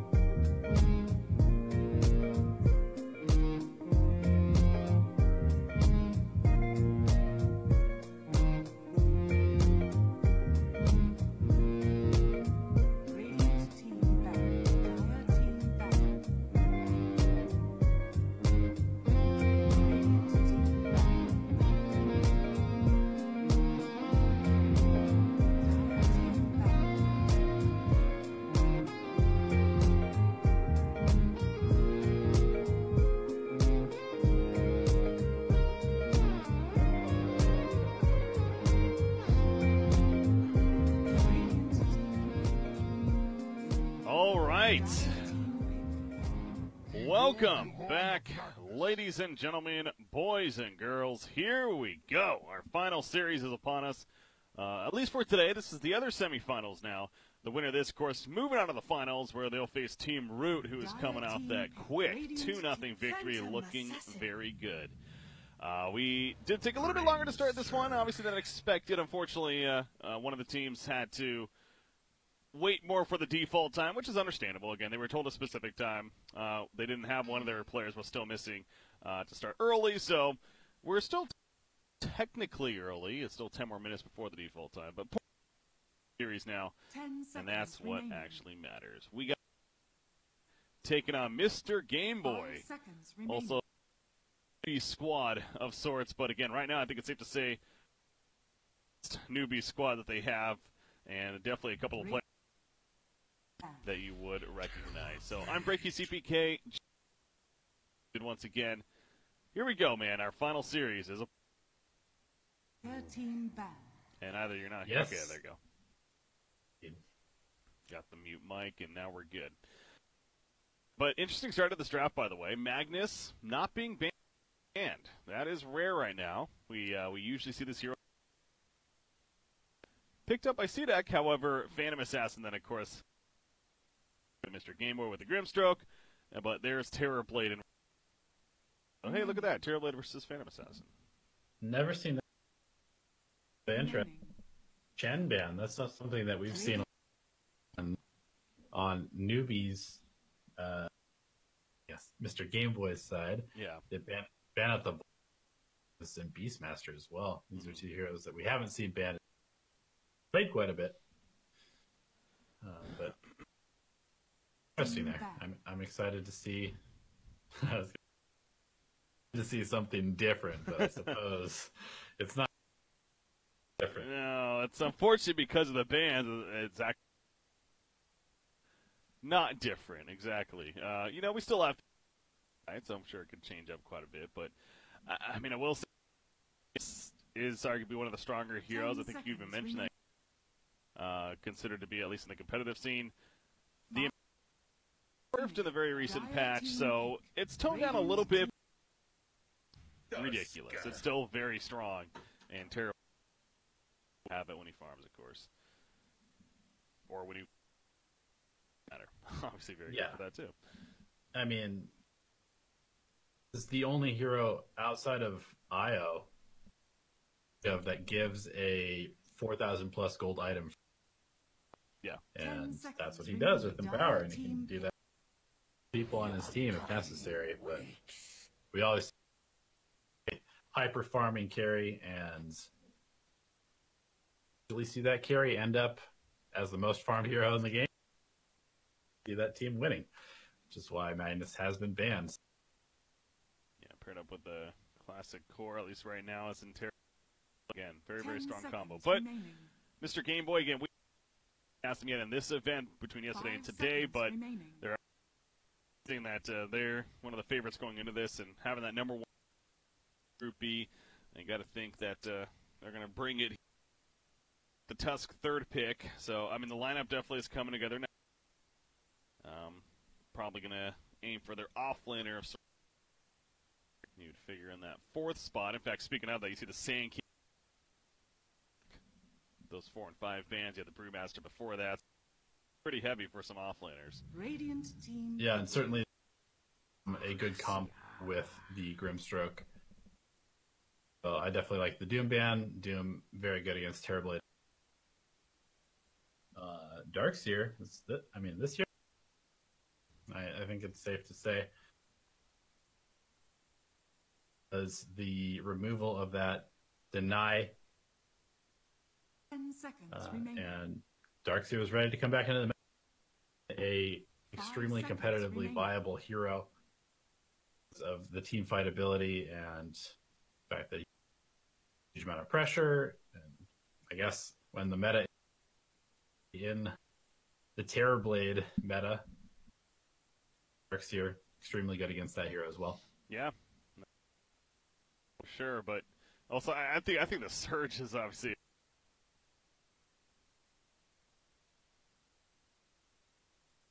Are. Especially when you get to, is it 20? Yeah. Yep. Then completely insane in team fights as well. Just heavy repositioning for your whole team, and I love seeing this hero, to be honest. Yeah, it is fun. Back wall. Exactly. It's as a casting, it's a entertaining hero, so I'm with you there. It's one that's enjoyable to watch. You have Grimstroke and Darkseer together. The Ion Shell thrown up on Phantom Assassin. All they're missing is force in the lich right here. Just massively buff up Phantom. Probably not going to do that, but thankfully banned. Much to just throw into one hero. Lion going to be the bigger choice for C-Deck and just get the heavy magic burst against the Phantom Assassin. Seems like that makes sense. Yeah, a huge amount of disable too, something that they were lacking with the Undying and Magnus. I mean, I say not a huge amount of disable on a hero like Magnus. Of course, RP, one of the best disabling spells in the game, but you're not going to want to just commit the RP for any old fight. Yeah, exactly. That's just like saying Tidehunter has, crowd control. Well, not. I mean, yes, he does, but yeah, pretty long cooldown there, and for those game-changing moments. Pugna ban going to happen from Mr. Game Boy. Yeah, I keep wanting to call him Newbie as well. And then tag right there. It does say Newbie after all, but Mr. Game Boy is technically the name they're going by. Yeah, it's very confusing. It says Newbie MGB, but then they also have a Tong logo, it looks like. Oh, yeah, that's what that is. Yeah, you're right. I think it is Tong Fu. It looks like it. Well, they tried. Yeah. Almost got it right. They tried to confuse us, is what they did. We figured it out. Through that. Final ban for C-Deck. Mr. Game Boy definitely needs a mid-hero of choice. In fact, both teams very likely going to go for that mid-final pick. Not surprising. Again, the Pugna would be fantastic against Phantom Assassin, so good takeaway there. Radiant team pick. You got OD ban by C-Deck. Obviously good against Terrorblade, and definitely a mid-hero that has been rising a bit lately. Post 7.20. Yeah, pretty good with the Surge as well. It's a hero that needs mobility, and that would certainly solve that issue. The Queen of Pain, this is the second time we've seen this hero picked. Yeah. Pretty bizarre. It didn't feel that strong. It's always a good tempo hero, but it was matched up against Puck in that case too, and frankly, Puck seems pretty good here for Mr. Game Boy. 10 seconds. As a final pick for them, if they want to go in kind of a response, great against Terrorblade too. So 5 seconds remaining. I don't see why not. They're going to get a lot of time though to think about what they actually want. A hero that I was trying to think about, ones that provide that disarm. I mean, I made the point how Heaven's Halberd very good against Phantom Assassin. We don't see it enough. It almost feels like, but you got Mr. Pango now. With the disarm and silence. Mid-Pangolier. Let's do it. Yeah, he can be seen as a counter of sorts. You may now select Go your DK heroes. instead. Sturdy. The Ferrari DK. Hero that doesn't care too much about Queen of Pain being a harassing hero. I'm just going to tank it all and regen. The cleave off of the dragon form is pretty decent against the Terrorblade, and it's a good frontlining hero, which can allow them to push down towers. They were definitely lacking tower damage before picking up the DK as well. So yeah, I do like this. Sort of rounds out their draft. But I think I like C-Deck's lineup better, at least on paper, just because of the Magnus combo, and their team fight just looks a little bit more solid with the Tombstone and the Quap and initiation from the Lion. Although Lion could certainly feed in this game against the Tusk and the Darkseer. Yeah. Well, Phantom Assassin too. throws out a dagger, and look at that, Lion's dead. Yeah. Later on in the game, that's a high potential to happen, as we know by now. Yeah, I can see why you lean towards C-Deck and overall team fight for sure. The Dragon Eye, I was starting to really think about that. I was selling myself on the Puck. But the one advantage, as you're pointing out, is that sieging. And he certainly brings that, and they were lacking it. So I suppose with that, definitely like the Dragonite pick in the end. And of course has his own sort of lockdown that he can provide as well. And we've seen even some DKs go Radiance, and I wonder if that's something that he may think about, obviously depending on the start. Prepare How for the battle. game looks. Yeah, it seems like a pretty good item this game, facing the Blinking Magnus, the Terrorblade, of course. I wonder if it's just an NA thing, or whether the Chinese teams have been watching CC and sick Dragon Knight mid. I highly doubt that. Yeah, I was looking. So Mr. Game Boy's roster, to clarify who the roster is, go by Liquipedia here, but yeah, you have Zhai on their carry. Yeah, he's a Phantom Assassin. Yeah, of course, that Ferrari 430. He's playing the Dragon Knight. We're looking at Alwyn on their off lane. Cat U is so Alwyn's on Darkseer, Cat U's on the Tusk, and then Protoss playing on the Grimstroke. Didn't we see Protoss yesterday? Is there the same player with the name Protoss? Anyway, they're fighting here at the top lane. Cat Yui's gonna escape for the time being. Looks like he will be fine. Protoss is tagged up as King. Yeah, So right. he very well have stood in for them. He might be like in between, The battle something begins. like that. Maybe got traded. I'm not.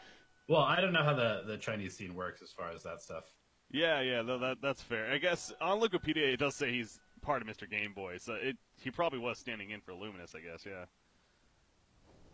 That I don't know. That's a different story. But that's always funny to me how a player can play for two different teams in the same tournament, especially. But Yeah, I don't think that's usually how it's supposed to work. whatever.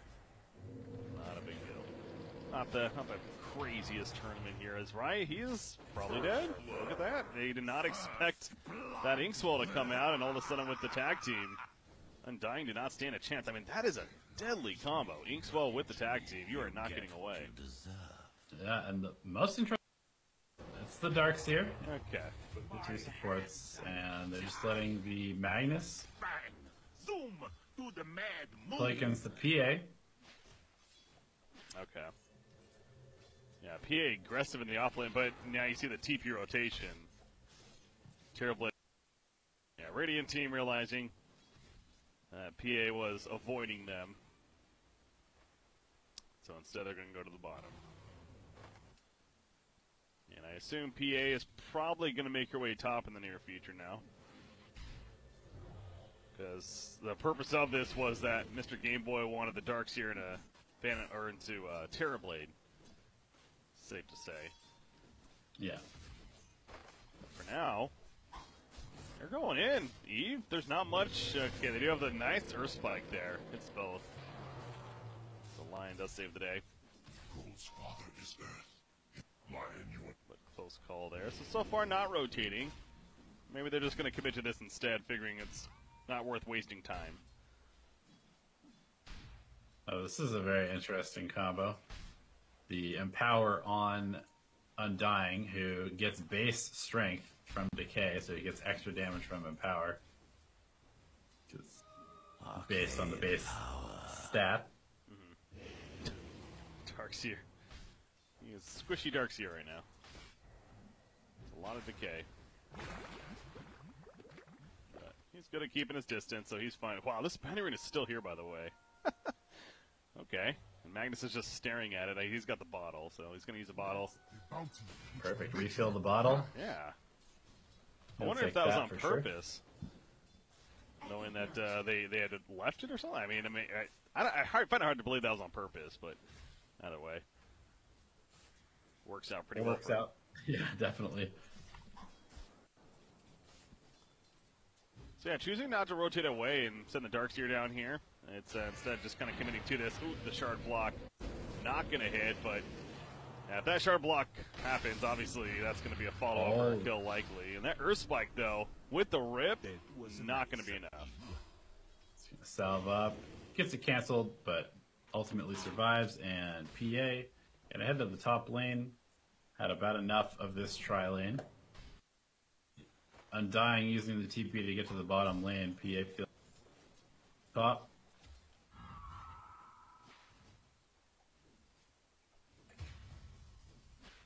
Cat U's like, alright, I'm done. Go ahead and throw out that deny. Oh no, he got killed by the neutral creep. Oh. Well, I mean, it's obviously a little long duration. Same. I think it was still on purpose. Okay.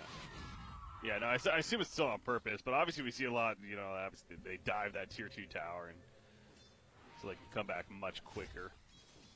Gives up a little bit of gold, but overall, denying himself to the neutral instead. And now he's going to head back to the top lane, so yeah, rotations. And Terrorblade's up here now already, so very interesting kind of musical lane start between these teams. But middle lane, that's staying the same, and right now DK's 24-2 against a 19-4 Queen of Pain. Yeah, one bracer already, second one queued up and finished in the stash. And Undying. Tag team is so good, man. Really insane.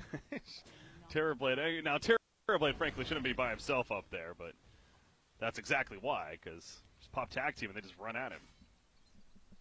You can't get away. It combos very well with the PAs.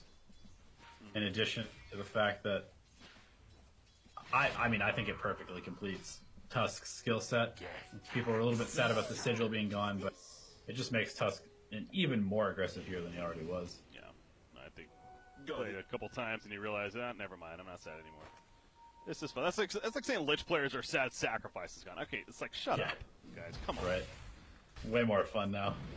Darkseer. We can Nice skirting the tower with the Hex follow-up. The Earth Spike lines on top of it, but a little too fast and takes these. Rao goes down meanwhile to Phantom Assassin at the top lane on the Undying. So another kill up there, and Phantom Assassin's feeling pretty good now. 1-0-1. CS is picking up. See us try and pop together. Shaker on Lion. Again, we've credited him quite a bit already through these couple of days. He's been an impressive player to watch. Rotation of the top lane. They're going to catch this Terrorblade for sure. Yeah, he is Thanks, well tag team. Queen of Pain's coming, though. She's right here. So she's going to come in with a Sonic Wave. She is ready to go. They're going to kill Eve, but at what cost? Now the Sonic Wave connects. Tusk, he is very likely dead. Can they save Phantom Assassin? Has Phantom Strike. Go over to Grimstroke. No, it goes the other way. Magnus here, too. Okay. Big rotation from C-Deck. Yeah, I don't know about that from Phantom Assassin, though. He definitely had a chance to go to Protoss on Grimstroke, but ended up going down instead. Went for that next level Blink Strike. Yeah, did not work out. They're just going to dive him. Yeah, no chance. Queen of Pain, safe to say this rotation has worked out beautifully. Yeah, very good move from C-Deck. Something that they needed after giving away the first handful of kills to MGB, and we end up with a Terrorblade in the mid lane now. It's just, I don't know, man.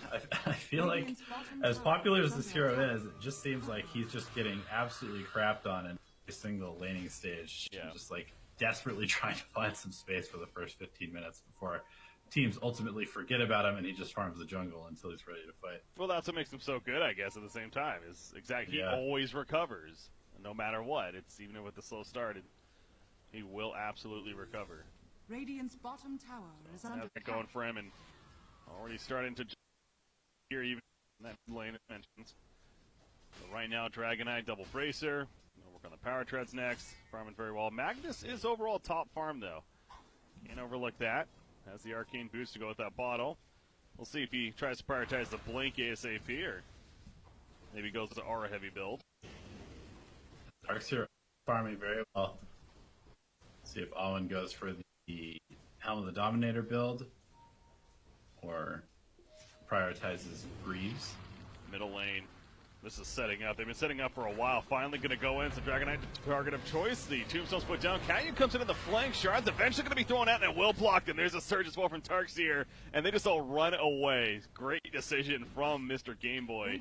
Queen of Pain still going in. That's a desperate situation there. Breathe fire on top.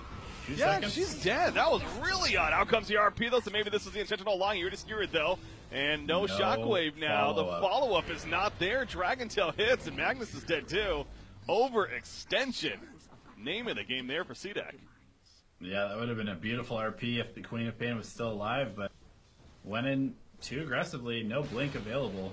Radiant's Just middle tower has fallen.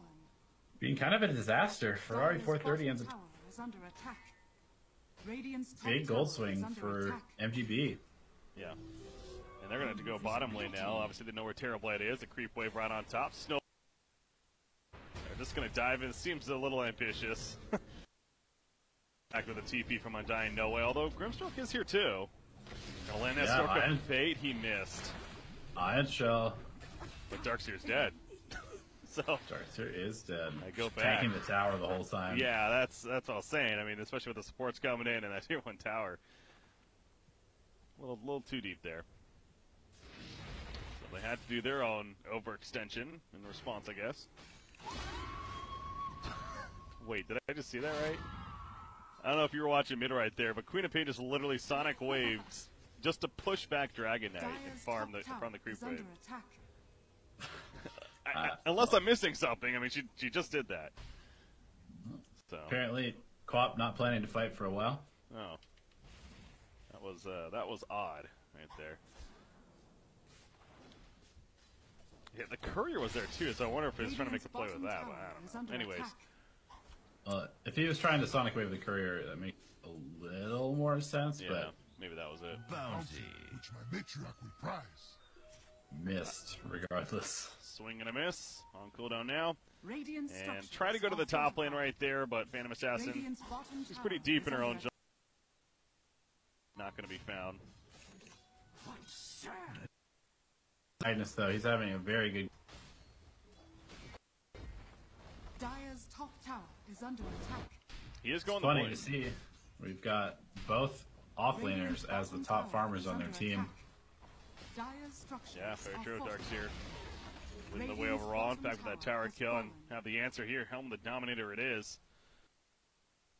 Fleet, that's like seeing this. Again, you get something like the Centaur, the in fact right here. Just run at people with that Hellbear smashing out. Iron Shell. Yeah, very dangerous. The double ion shell plus the slow from Thunderclap, being able to surge. I'm not seeing really anybody responding to this Darkseer pushing line coming down here, but he needs to be very careful. Yeah, he can die. Well, he's got a finger of death. He knows he's here now. Look at the everything just goes this way. Now he does have Magnus coming in and another TP. So yeah, Darkseer, this was fate all along. They're even going to RP for this. He has Surge? No, he doesn't. He already used it. X is up, and there's the finger. Charge number 1. Kill the Hellbear. Oh, they got it. 200 gold. Got it. So yeah, Darkseer, again, you can just tell as soon as the auto attack came out, Lion was like, all right, we got what we wanted. Fell for the bait. But top lane now being heavily pushed. They saw the TP rotations. They're going to take full advantage. They're going to get an easy tier 1 tower. And Dragon Knight, he's going to have a quick blink dagger at this point. Yeah, 430 has been extremely efficient with his rotation. Took the mid tower at 6 minutes, bottom tower around 9, heading to the top. Gonna have this one around the 12-minute mark. Just doing Dragon Knight things, and as a result, he's gonna have that blink for easy initiations on the Quap and Terrorblade.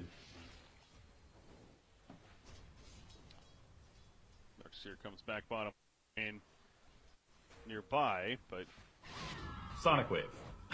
yeah, I was waiting for it right there. Sonic Wave and blink away. But no, she's still hanging around because does also have Magnus over here, but Tusk is swinging the Magnus. Create the wall. Does have Skewer. PA is like, do I go? Do I go? The wall goes down. It goes vacuum into it, and PA goes for a ride. With the Phantom Strike. Eventually, they found the kill. Good chase. Yeah, both teams have very good chase and catch. Really hard. Once you're engaged in a fight, it's almost impossible to get away. And that's the blink dagger on Magnus I was mentioning is looking very good for him too, but obviously that slows him down a bit now. And won't have that for another couple of minutes at least. Meanwhile, DK, a couple more creep kills.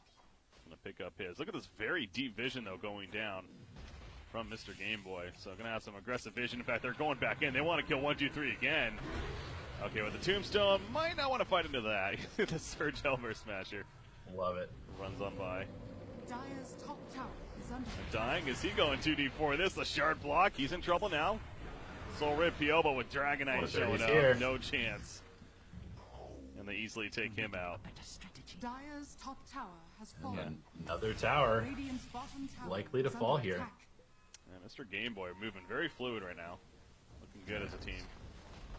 I love this by 430. He's hiding the Blink Dagger Courier. Radiant's bottom tower true. is under attack. Yeah, they did not see it. Unless they saw it fly over and quickly checked it. But Dire's structures yeah, are for now, fortified. they do not see it. That is a kind of a small thing, but it can add up. Radiant's bottom tower has fallen. This might have been. I think it might have been sitting in vision from this high Well, ground ward. either way, he's going to TP with it. He gets it delivered. They get the stun off the Walrus Punch on top of that, and Queen of Pain, she goes down. Oh my god, that was just so beautiful again. The lockdown, the coordination, one after the other. She could not get her blink animation off. MGB looking very crisp. Yeah. And that Yul's now going to be delayed quite a bit too. So TK just got the blink, and just like that, another 1,000 gold saved up on top. Proving to be a very good pick in this. It's opened up a lot of space for the Phantom Assassin, who's well on her way to a Battle Fury. Already has the Demon Edge, in fact. So Yep. that big component. Eve's Terrorblade farming pretty well himself. Is closing in on that Manta style. Still a couple thousand gold away, but with the Empower, he's in full farming form as well. Has the Magnus sitting behind to help secure his ability to push out waves. Magnus with the blink. So both Skewer, of course, and RP is ready. Bottom lane. Or here. God, he has a Vanguard now, too, though. He is going to go. Pretty natural response to Terrorblade lineups. Against the zombies, very good. Huh. Wouldn't have thought about that. But true. 430 picks up a Hood of Defiance, so this Dragon Knight is one tanky mofo. He's already got 39 magic resistance to the 2 bracers. Gonna be about only taking about half damage. We got a wraparound. It's in the way. Another Invis rune for him. I feel like I saw it last time on him. And Eve might be in trouble. There's the initiation. The snowball in with the ink swell. It exploded a little bit too early here, but an RP did not hit the Dragonite, though. Ferrari, he avoided it. Thunder comes out on a Ferrari. In top of the Sonic Wave, though. Ferrari needs to run, though. He lost his supporting cast, but 430.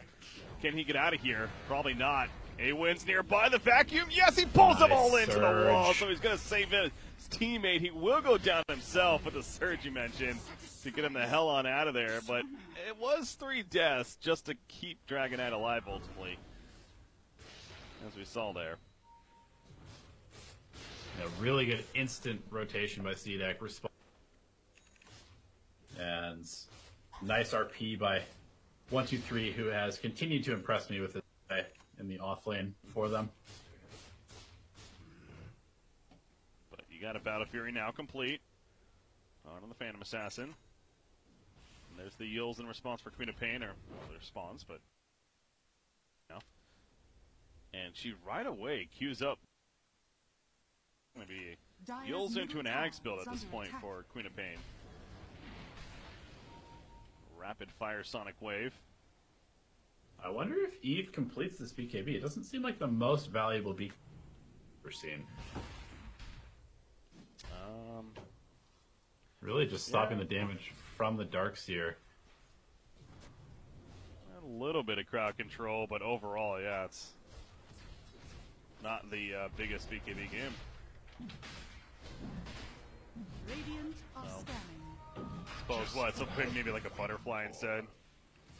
Yeah, seems like maybe even just going something like Scotty MKB, just statting up and getting tools to deal with the PA.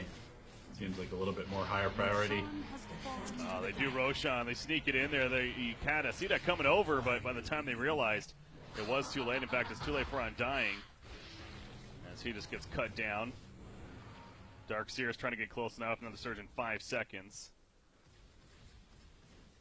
Lion already has a blink dagger very early. On Lion? Jesus. Yeah, rushing the blink after Tranquils. Gonna allow him to initiate. That or is Shaker counter playing initiate. it. That's true. Yeah, Undying's playing that hard support. Yeah, blink on Shaker. The Earth Shaker's not in the scheme. Phantom Assassin, Oh, okay. He's alone. Yeah, that was bait. Blur is going to be activated, but not going to do a whole lot there. And then a blink strike, and she's, oh my 430 's god, up. they get the kill on a line. 430 does show up. The Thunder immediately on him, though. Eve, he's manning up because he kind of has to. Sonic Wave in response, but Eve will finally fall. Another repeal at the last second. It is still not enough. They tried so hard, but it still did not matter. Queen of Pain also cut down finally. The RP is so late. Just simply trying to get away is 1, 2, 3. You got Rao in the back line. He's got that ultimate for the flesh, Colum and DKing up like crazy, but they're going to lose the Magnus as well. And this time the reinforcement happened from MGB. And it paid off. So Phantom Assassin, of course, the... Uh-oh, Shaker. Wow. Yeah, TP That was right a in. very aggressive TP. Yeah, the Aegis was used right there, but very worth it. But yeah, TP'd right in next to Darkseer. Yeah, that was a little bit strange coordination from MG. PA's just completely alone, but good rotation from the rest of his team to bail him out. Radiant's bottom tower is under attack. And just translating into a high ground push despite not having an Aegis. No RP, no Sonic Wave. I mean, they used everything. No meta, and they know this. And Queen of Pain, she's not going to be able to blink. Yeah, Walrus Punch, she's dead.